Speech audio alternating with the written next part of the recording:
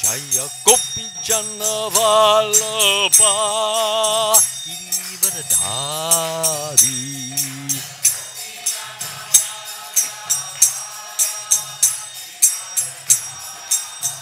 Jaya Gopi Jana Vallabha Girivardhari.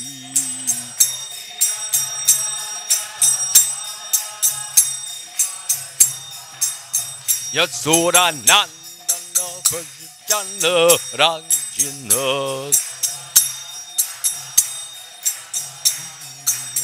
Yasoda Nandana Vrajana Ranjana.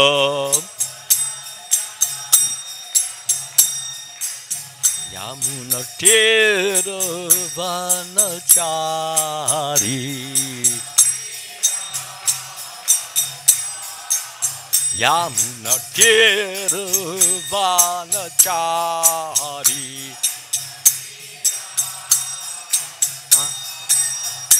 Jaya Radha Madhava Kunja Bihari. Come on, Madhava Kunja Bihari. Jaya Gopi Jana Vallabha Girivardhari.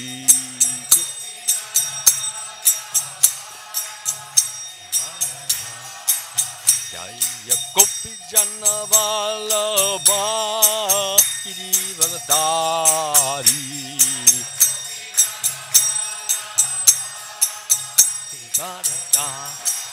Yasoda Nandana Vrajana Ranjana. Yasoda Nandana Vrajana Ranjana. Yamuna Tira Vanachari. Yamuna Tira Vanachari. Hare Krishna, Hare Krishna, Krishna Krishna, Hare Hare, Hare Rama, Hare Rama, Rama Rama, Hare Hare, Hare Krishna, Krishna Krishna, Hare Hare, Hare Rama.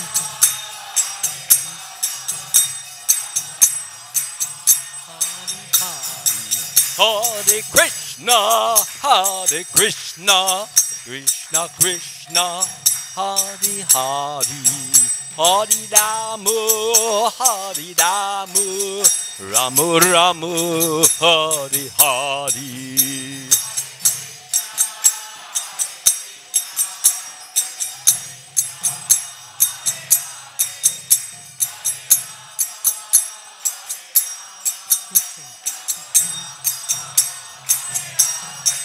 Jaya Prabhupada, Jaya Prabhupada, Jaya Prabhupada, Jaya Prabhupada.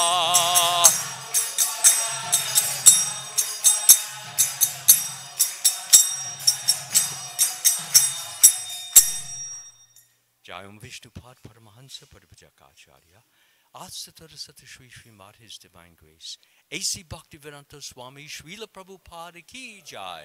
ISKCON Founder Acharya Srila Prabhupada Ki Jai. Ananta Bhagoti Vaishnava Vrinda Ki Jai. Namacharya Srila Haridas Thakur Ki Jai. Premsakaho Shri Krishna Chaitanya. Prabhu Nityananda Shri Advaita Gadadhara Srivasadi. Gauda Bhakta Vrinda Ki Jai. Shri Shri Radha Krishna Gopa Gopinatha Shyamakund Radhakund Giri Govardhana Ki Jai. Vrindavan Dham Ki Jai. Mayapur Navadip Dham Ki Jai. All glories to the assembled devotees. All glories to the assembled devotees. All glories to the assembled devotees. All glories to Shri Shri Guru and Gauranga. All glories to Srila Prabhupada.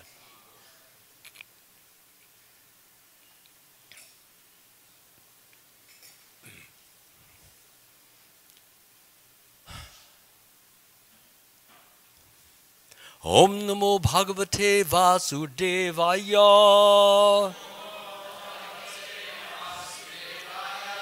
Om Namo Bhagavate Vasudevaya.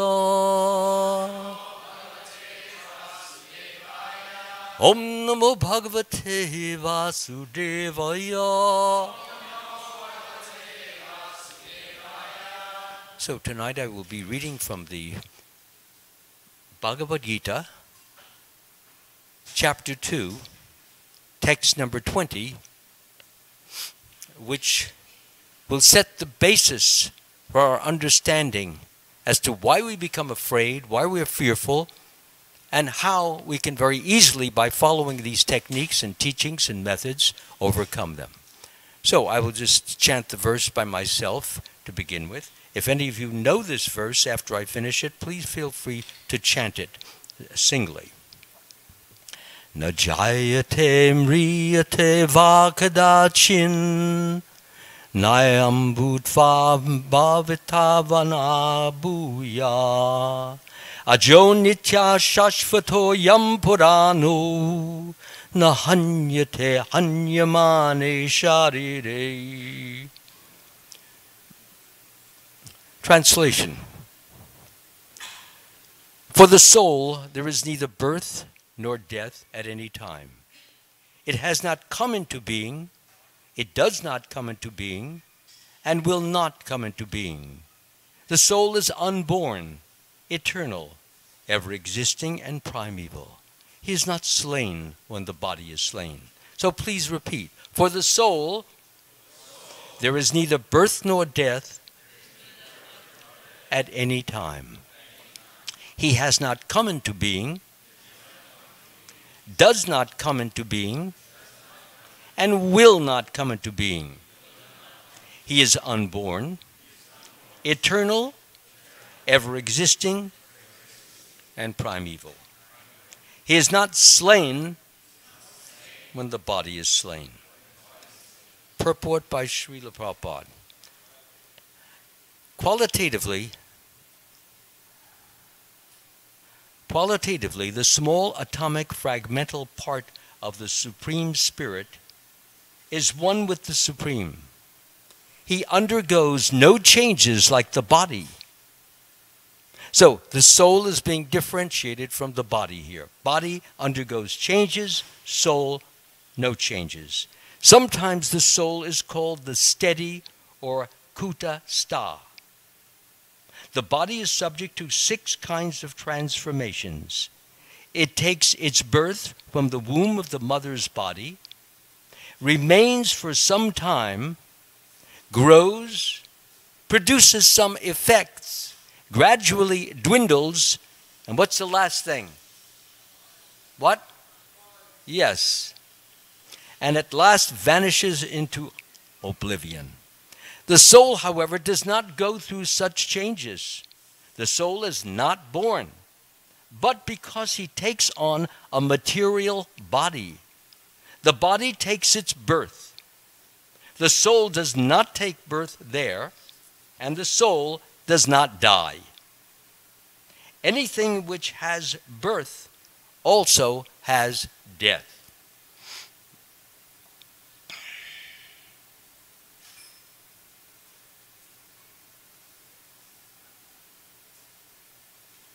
And because the soul has no birth, he therefore has no past, present, or future. He is eternal, ever-existing, and primeval. That is, there is no trace in history of his coming into being. Under the impression of the body, we seek the history of birth, etc., of the soul. The soul does not at any time become old, as the body does. The so-called old man, therefore, feels himself to be in the same spirit as in his childhood or youth. The changes of the body do not affect the soul. The soul does not deteriorate like a tree, nor anything material. The soul has no byproduct either. The byproducts of the body, namely children, are also different individual souls. And owing to the body, they appear as children of a particular man. The body develops because of the soul's presence. But the soul has neither offshoots nor change. Therefore, the soul is free from the 6 changes of the body. Okay? In the Katha Upanishad 1-18, we also find a similar passage which reads, Najayate mriyate va vapashin, nayam kutaschin na babhuva kaschit, ajo nitya shashvato yam parano, na hanyate hanyamano sharide. The meaning and purport of this verse is the same as in the Bhagavad Gita. That was from the Katha Upanishad, by the way. The soul is full of knowledge, or full always with consciousness. Therefore, consciousness is the symptom of the soul. Even if one does not find the soul within the heart where he is situated, one can still understand the presence of the soul simply by the presence of consciousness. Sometimes we do not find the sun in the sky owing to the clouds or for some other reason. But the light of the sun is always there, and we are convinced that it is therefore daytime. As soon as there is a little light in the sky early in the morning, we can understand that the sun is in the sky. Similarly, since there is some consciousness in all bodies, whether man or animal, we can understand the presence of the soul. This consciousness of the soul is, however, different from the consciousness of the Supreme Soul, because the Supreme Consciousness is all knowledge. God's God. God is all knowledge, past, present, and future. The consciousness of the individual soul is prone to be forgetful. When he is forgetful of his real nature, namely that he is a soul, he obtains education and enlightenment from the superior lessons of Krishna. And where do we find these lectures? Right here in this book. So everyone should read it. When he is forgetful of his real nature, he obtains education and enlightenment from the superior lessons of Krishna. But Krishna is not like the forgetful soul. If so, Krishna's teachings of Bhagavad Gita would be useless. There are 2 kinds of souls, namely the minute particle soul, Anu Atma, and the super soul, Vibhu Atma. Soul, super soul. This is also confirmed in the Katha Upanishad 1-20 in this way. Anur aniyan mahato mahiyan atmasya jantur nihito guhayam tam akratu pashyati vita shoko datu prasadan mahimanam atmanam. Both the super soul, Paramatma, and the atomic soul, Jivatma, which is us, are situated on the same tree of the body within the same heart of the living being. And only one who has become free from all material desires, as well as lamentations, can, by the grace of the Supreme Lord, understand the glories of the soul, who he really is, and what his real business is. Krishna is the fountainhead of the super soul also, as it will be disclosed in the following chapters. And Arjuna is the atomic soul, forgetful of his real nature. Therefore, he requires to be enlightened by Krishna or by his bona fide representative, the spiritual master. So Arjuna is a friend of Krishna. He is taking the position of the disciple here. They're on a battlefield. And when this discussion is taking place, Arjuna is in a state of confusion. And he says, now I am confused about my duty and have lost all composure due to miserly weakness.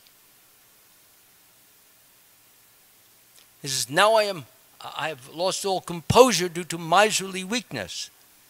Now I am your disciple and a soul surrendered unto you. So please, please instruct me. So he is asking Krishna, who is the Supreme Lord, and his friend and also his cousin, to please give him this understanding that will enable him to fight his very probably greatest battle in his life.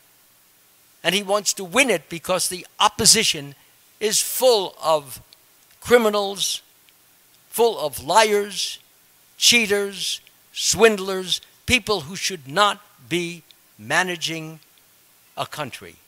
And that is why Krishna wants Arjuna and his brothers to win this war, because they stand for righteousness, goodness,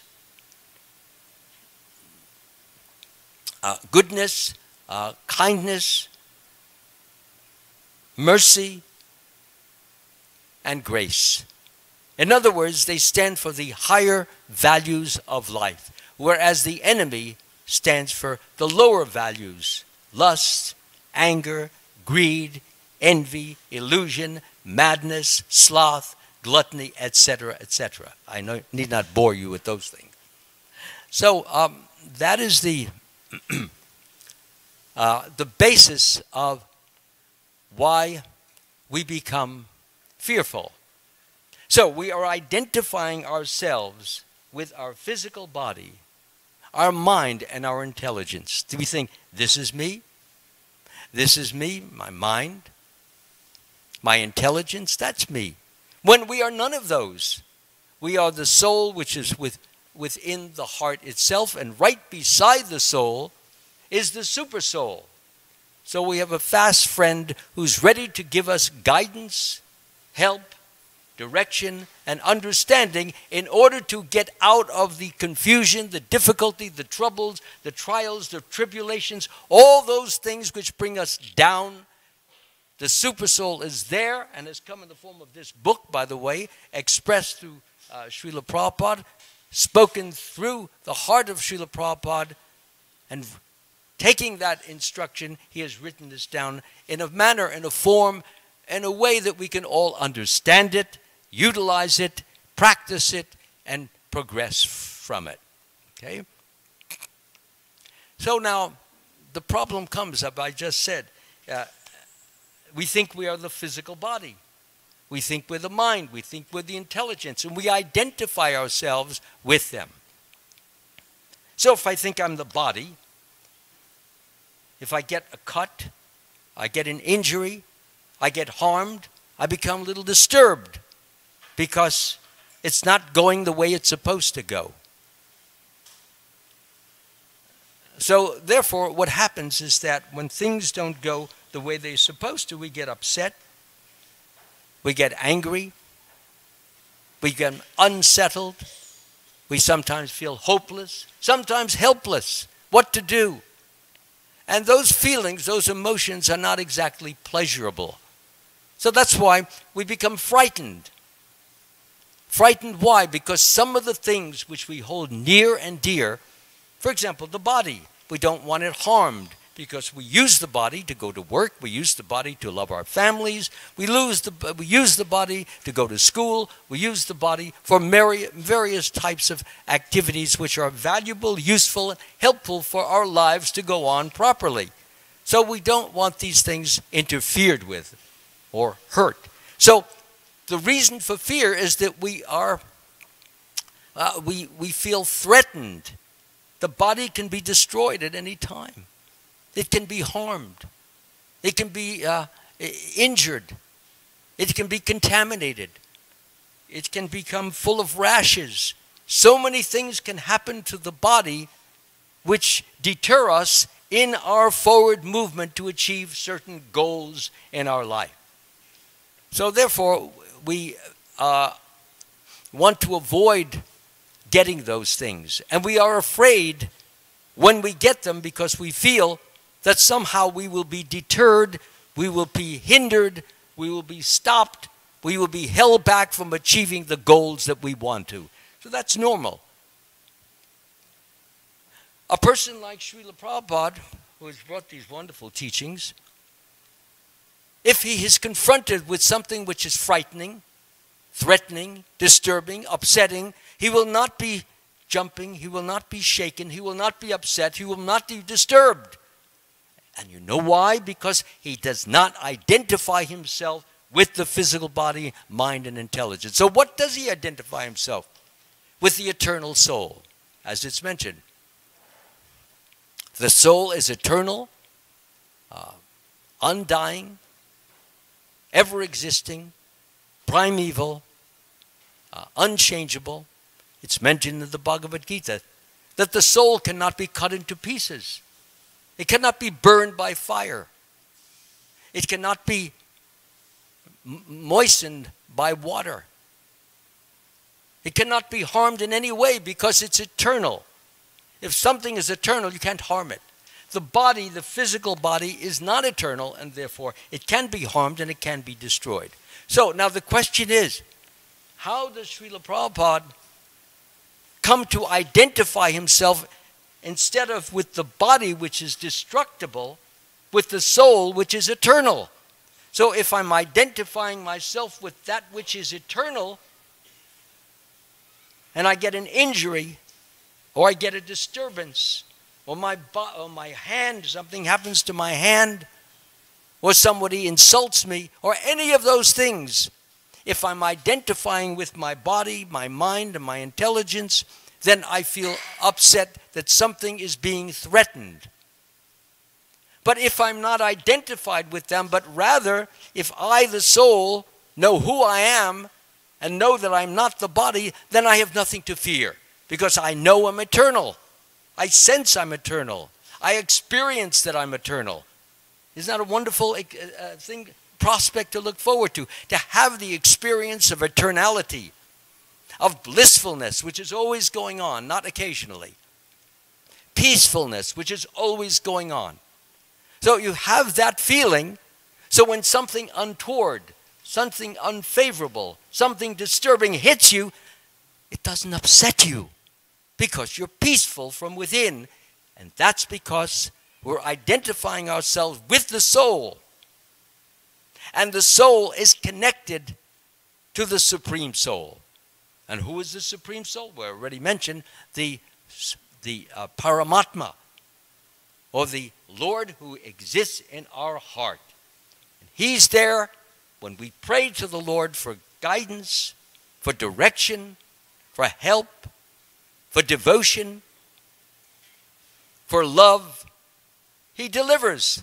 He's there to give them to us, and when we receive them, we feel stronger. We feel buoyed up. We feel confident. We feel strong. We feel full of love and strength.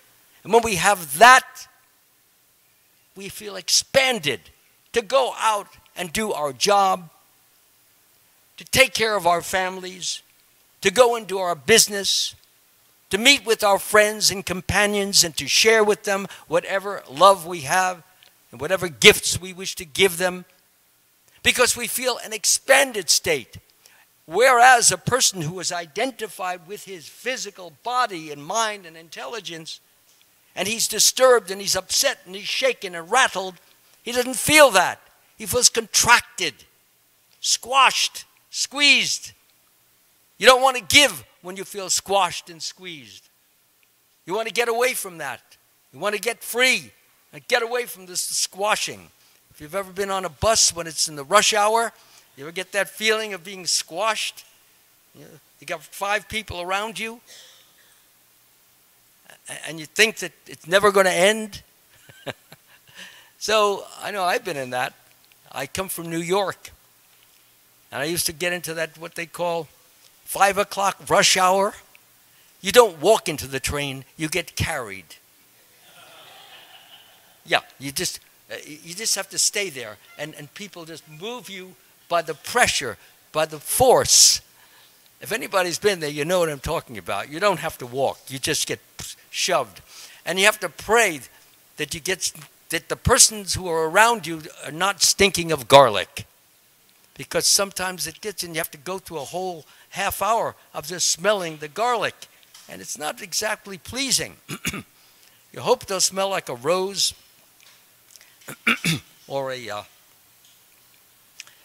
any other kind of fragrant flower. So the important point is when you feel contracted, when you feel squashed, when you feel limited, then you don't want to give. You don't want to offer. You don't want to do. You don't even want to live. Many people get depressed. They said, I don't want this anymore. Especially many of the younger people. I've seen so much more suicide happening nowadays, notwithstanding all our wonderful technology, which you can use for so many wonderful, amazing activities. But because people feel that they're being encroached upon, pushed upon, knocked down, squashed, squeezed, they have no real desire to really do anything as they would like to do. So now, here's the point. As I've already mentioned, that the soul also it has a size. It's 1/10,000th part of a tip of a hair. Very tiny. Exists in the heart. And what is it doing? It's emanating. What is it emanating? What is it radiating? It's radiating spirit energy. And where does that energy go? It goes from the soul right into the heart itself, and from the heart it goes into the bloodstream. And the bloodstream carries it throughout the body, through the hands, the legs, the head, the nose, the ears. And when that blood, which is full of prana, if you will, or the life force, that life force that I just mentioned, it animates, it activates, it enables us to hear, to smell, to taste, to feel with our, so that we actually are experiencing the soul's energy. The energy of the soul is called, anybody know what it's called? It's called consciousness. So the emanation of the soul, just like the sun.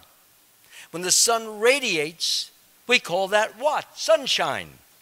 So when the soul radiates, we call that, what do we call it? Huh?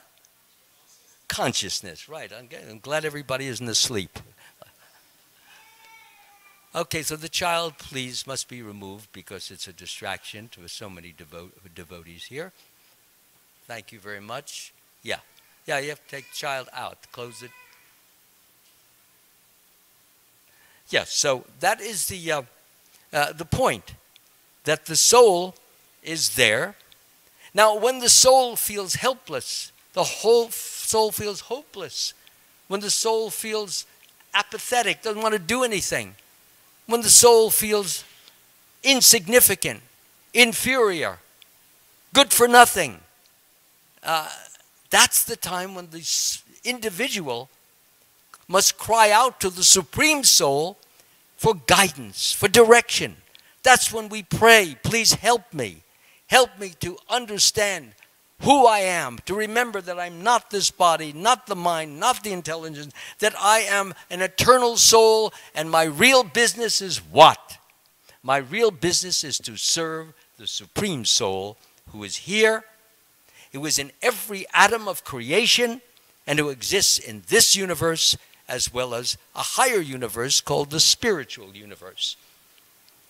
So I need to talk a little about, at least briefly, why we're here in this particular world. Originally, we were all Krishna-conscious living entities in a spiritual world. This world goes up to what is called Brahmaloka, Satyaloka, and then at Brahmaloka, Satyaloka, there is a river called the Viraja River, and it divides the material world from the spiritual world. Spiritual world, let me talk a little about that because it's important. That's our original position. What we've left, what we've forgotten, what we've become indifferent to, what we've become uncaring about. We've gotten involved and entangled and completely involved with material activity and material energy and material pleasures, which have completely absorbed our attention to the extent that we cannot be peaceful. Because in this material world, everyone is trying for some kind of superiority. That's what we're taught in school. be superior, be greater, be bigger, be grander, be higher, be better than all your peers. And if you win, if you're top, you're better. And if you're down on the bottom, you might as well commit suicide. This is the mentality, yeah. So many youngsters unnecessarily feel so bad about themselves because they're not top dog. Well, what's the benefit of being a dog? No benefit there. So, in Krishna consciousness, we learn to accept ourselves as we are, and at the same time realize that through the grace of Krishna, the help of Krishna, the guidance of Krishna, the direction of Krishna, we can improve ourselves on every level. But the important point is this: we improve ourselves not for our benediction, for our blessing, for our glorification. We improve ourselves so that we can, and I'm coming to this, in the spiritual world, remember I said there's a river, and on the other side of the river there is the eternal world, and everyone in the eternal world is doing what? They're serving Krishna in one way or another. They serve the Lord. Some are singing. Some are playing musical instruments. Some are maybe doing acting. Some are building. Some are cleaning. Everyone is doing something to serve the purpose of God. And in serving the purpose of God, if we do this with our whole heart, with our whole mind, and do it in such a way as we want Krishna to be pleased. We want him to be pleased because we love him. And why do we love him? Because he's so kind and so sweet and so loving and so adorable, so huggable. And we want to please someone who is always gracing us. Well, look at it today. It's so beautiful out there. Where's that coming from? Think it's just coming by itself? Krishna is the author of that beautiful day. It's coming from him. And if you just go about 2,500 miles away down towards Florida, they're not having such a balmy day as we are. They're waiting for a big hurricane which is on the way. Okay? So we are blessed at this moment. And we should be very thankful, very gladdened, very happy that Krishna has been so good to us and utilized that time not for something foolish and stupid and which is short-lasting, but which brings long-lasting benefit. Long-lasting benefit means to do what?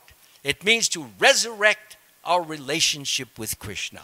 So in the spiritual world, everyone is serving Krishna in different ways.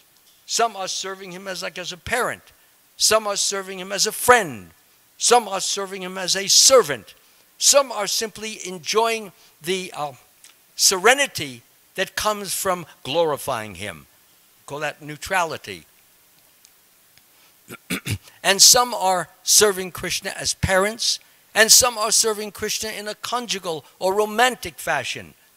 There is room for all kinds of rasas. A rasa is a particular mood or humor which an individual has, and he expresses himself in that way. For example, if a person wants to love Krishna as a friend, like he's a little boy and he wants to play with Krishna and have fun with Krishna and wrestle with Krishna and chase after bird shadows with Krishna or dive in ponds and chase after frogs, they could do that forever.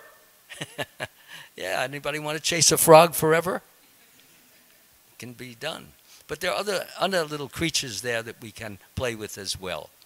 So the point is this, is that the loving service that we offer to the Lord, when it is done with our heart, when it is done with sweetness, when it is done in a mood of gratitude that we've gotten so much, let me give something back to Krishna. I never can equal what he's given me, but let me at least give something to him to show my appreciation. And when Krishna sees that, he says, oh, this person is not taking all my blessings for granted. He's actually seeing that he doesn't even deserve these, and I'm giving them to him anyway to inspire him, to enthuse him, to entice him to do better and bigger and greater. And he sees that, so I'm going to bless this person. It's mentioned in the Bhagavad Gita. that Krishna is equal to all. But those who serve him with such loving devotion, he gives special attention to, as anyone would. So when you get that, you receive from Krishna more than some others are getting. Krishna is simply saying, I do really and truly appreciate the extra yard that you are going for pleasing me. So that's what goes on in the eternal world, and there it is the place of non-anxiety. Nobody is anxious, nobody's worried, nobody's upset, nobody's disturbed, because God is there giving shelter, giving guidance, giving protection. Nobody to be harmed. So that's our original position. Now, somewhere along the line, we began to wonder, what does it feel like to be a Lord? What does it feel like to be looked up to? What does it feel like to be applauded? What does it feel like to be celebrated? What does it feel like to be on the top position? Now, when that question becomes an all-consuming obsession, one gradually loses, this is for all of us, loses his qualification to remain in the spiritual world. And so what happens? A point is reached where he no longer wants to serve God. And if he doesn't want to serve God, what happens? He gets the kick. He gets his pink slip. Okay? Pink slip is out. So it may sound a little bold the way I'm saying it, but that's actually the fact. The person is then literally thrown out, and then when he reaches the material world, he's covered over with material energy. Material energy makes us forget who we really are. We don't remember that I'm a soul, I'm eternal, I'm ever existing, I'm primal. I don't remember that. All I know is I got this body, and I've got to work with this body to be superior so that I too can feel like a Lord. I can be on top. I can be big. I can be applaudable. People will look up to me. So if we work for those things, even if we get to the high spot, eventually you have to come down. Certainly at the time of death, everybody comes down or goes down, or maybe goes up, depending upon where and what we've done during that lifetime. So our main point is that,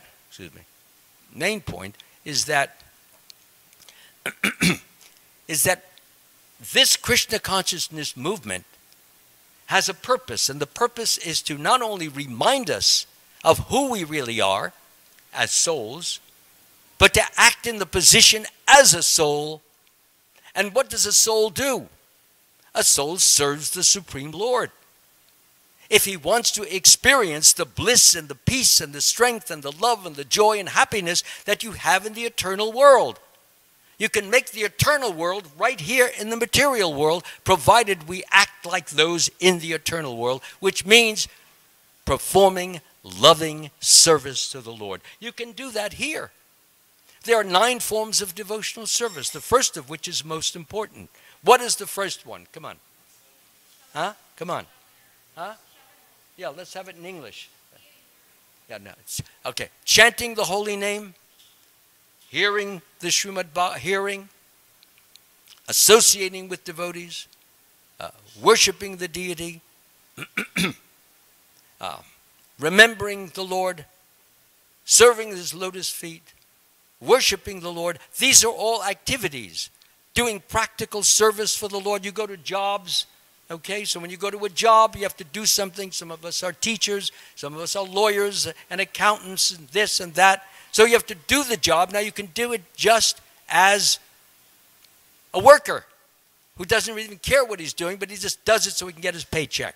Or you can do it as a devotee.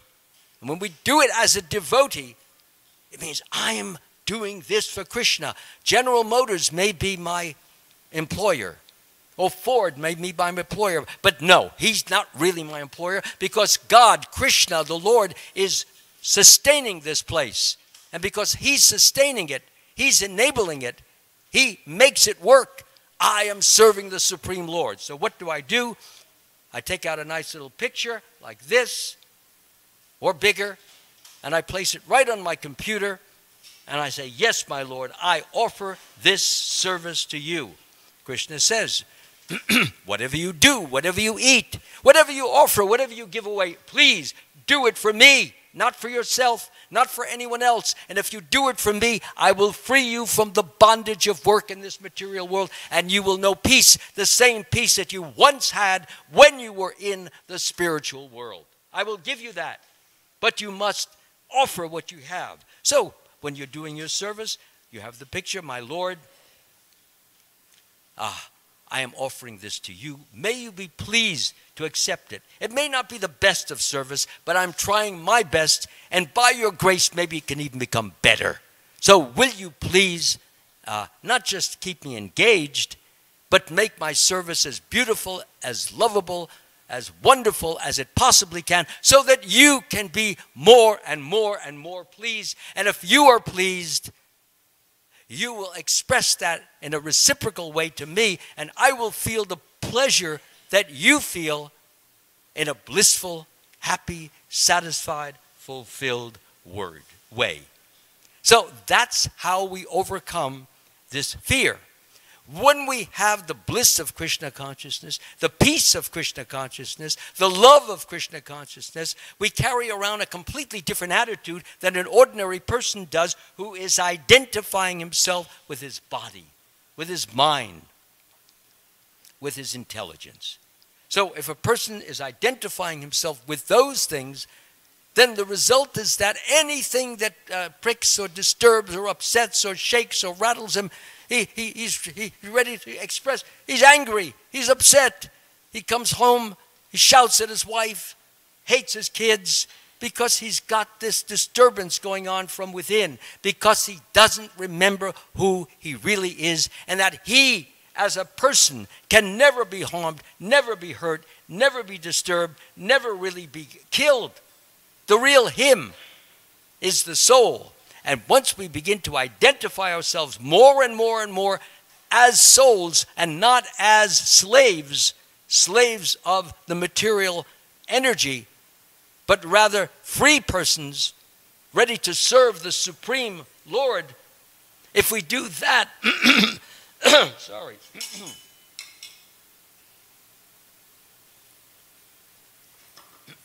If we do that, then even though we're in this world, what we call the material universe, we are acting like a person in the spiritual universe, because that's all they do is lovingly serve the Lord in devotional service.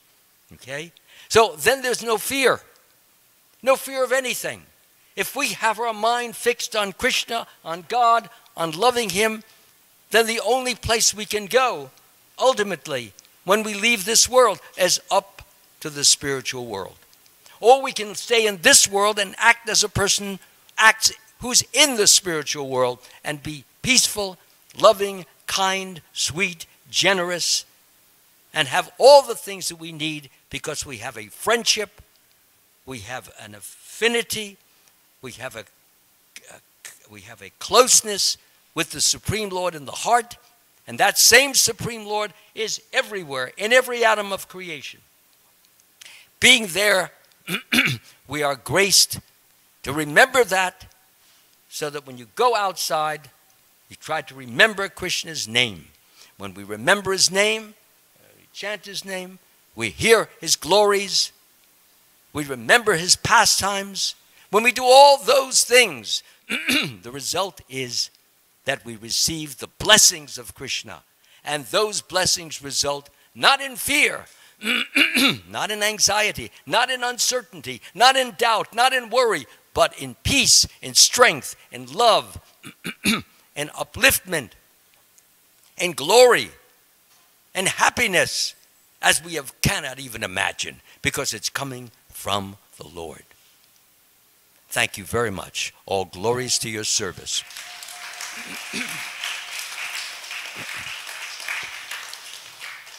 Are there any questions or comments? Raise your hand if you have one. Nobody has a question? Oh, yes, have a question. Could we bring the microphone over? Hare Krishna. Thank you. Devotees, they could understand that Krishna is helping. When Krishna is helping. Yes. But non-devotees, why they don't understand? And how long it will take to understand, if they have to understand? Why do they not understand this which I've been talking about? Yes, internally or externally. Yeah, I've already stated that, but you may have gotten escaped. They want to be Lord. They want to be top dog. They want to be big. They want to be high. They want to be great. They want to be bowed down to. They want to be looked up to. They want to feel that they're the greatest. As long as you want that mentality, you cannot have Krishna. Krishna has to be acknowledged as the highest, and we are his servant. As long as you want to be his servant, then you can do any job that you want. You can be the highest, but you are doing it as a servant of God and not as a lord of that company. Okay? You understand?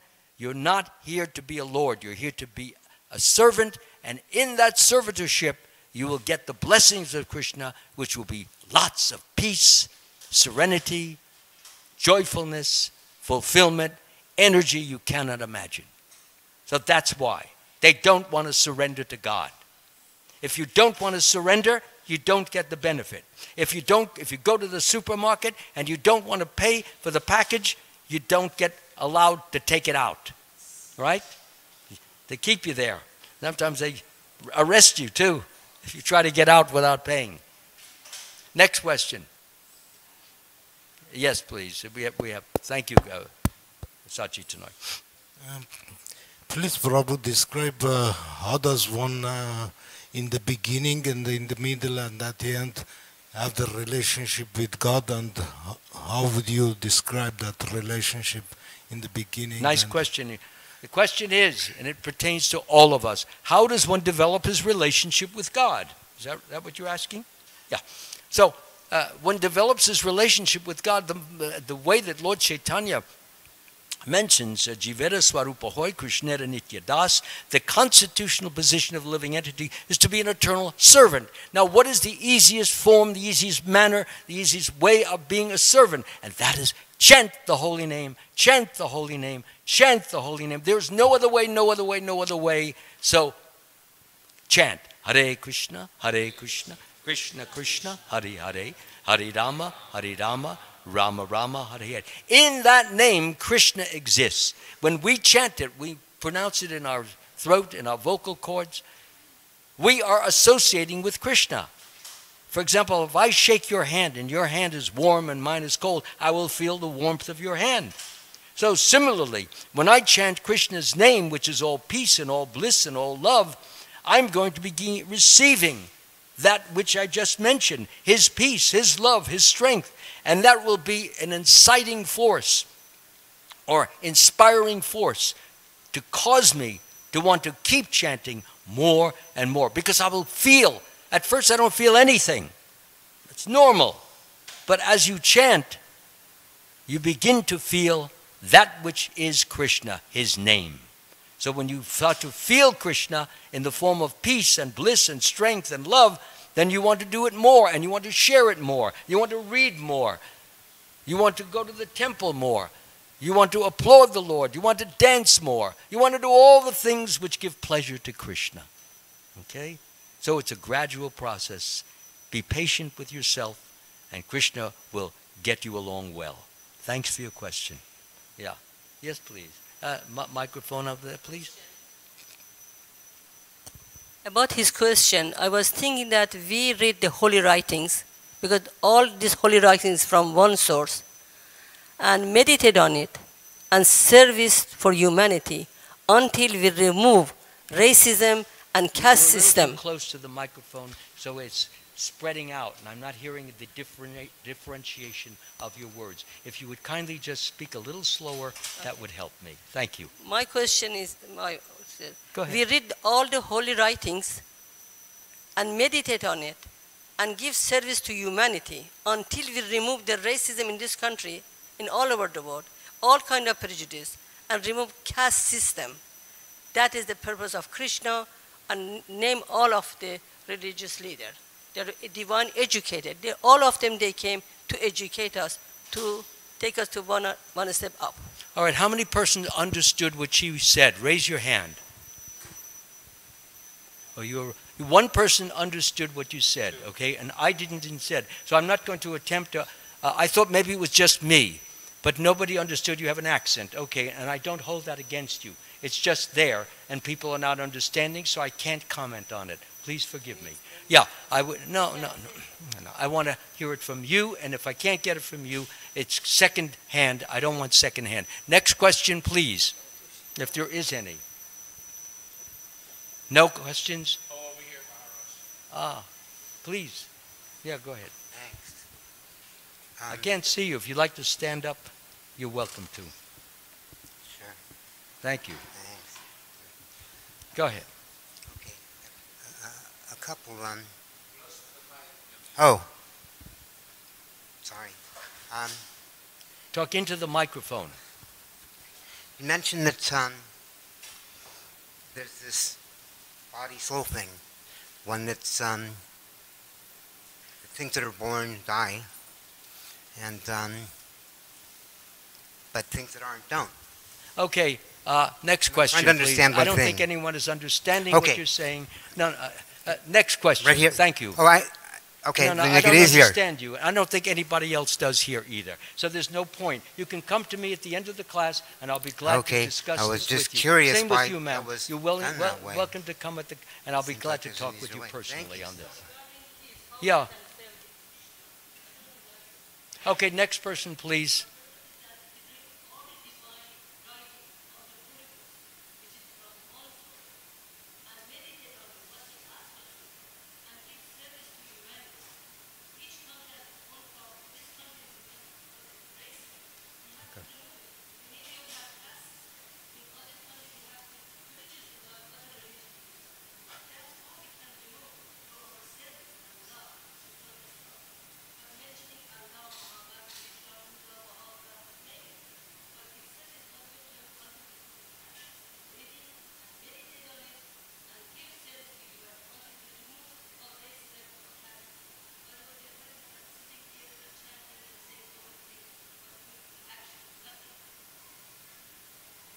Next question, please, or next comment. Is that it? Thank you very much. Enjoy your prasadam. All glories to Srila Prabhupada. All glories to Lord Sri Krishna. Hare Krishna.